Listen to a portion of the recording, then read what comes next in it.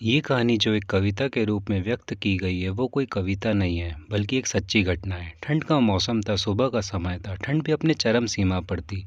मैं आज जब सुबह कॉलेज जा रहा था तो मैंने एक बूढ़े आदमी को देखा जो कि ठंड से ठिठुर कर रोड पर एक किनारे कांप रहा था। उस बूढ़े आदमी की आंखों में सिर्फ आंसू ही था। न पहनने के लिए कपड़े न कंबल, उसके पास कुछ भी नहीं था।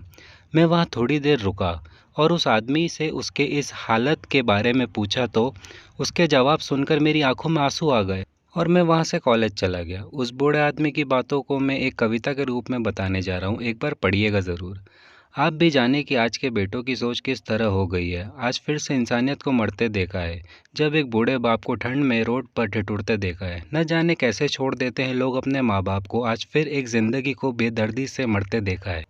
उसकी आंखों में आंसू थे, चेहरे पर एक चाहत थी। इतनी मुश्किल में भी उसके चेहरे पर एक छोटी सी मुस्कुराहट थी।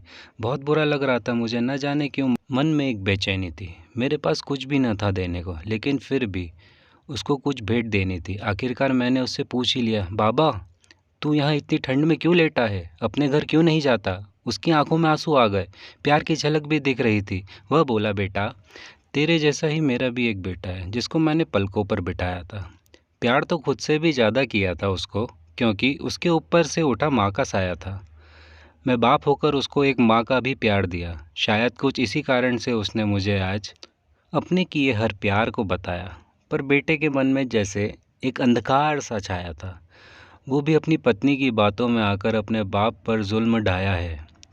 जिस बाप ने बेटे के लिए अपनी सारी खुशियाँ त्याग दी, आज वो जैसे हुआ कोई पराया है। बस इतनी सी कहानी है मेरी, जो इस रोड पर पड़ा हूँ मैं। जिस बेटे को हर एक सुख दिया, आज उसी की वजह से इस मोड़ पर खड़ा हूँ मैं।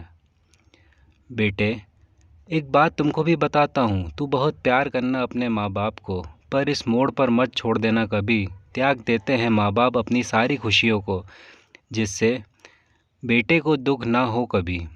मैंने भी बहुत प्यार किया था अपने बेटे को, पर आज कुछ इस कदर बहाया गया हूँ। पर तू कभी ना छोड़ना अपने माँ बाप का साथ, आज जिस तरह से मैं ठुकराया गया हूँ। इतना कहकर बूढ़ा व्यक्ति रोने लगा, अपने बचे हुए जीवन को रोकर ही खोने लगा। फिर मैं भी वहाँ से चला गया, उसका दर्द मुझको भी रुला गया। इतनी समझ तो नहीं है मुझ में, क्या मैं ही समझाऊँ? पर फिर भी एक बात कहना चाहता हूँ हर बेटे को, मत छोड़ कभी उस माँ बाप को बेसहारा, जिसने तेरे लिए अपने हर सुख को खोया है। माँ बाप तो वो सूरज हैं जिसने खुद आग में जलकर तेरे जीवन के हर अंधकार को धोया है।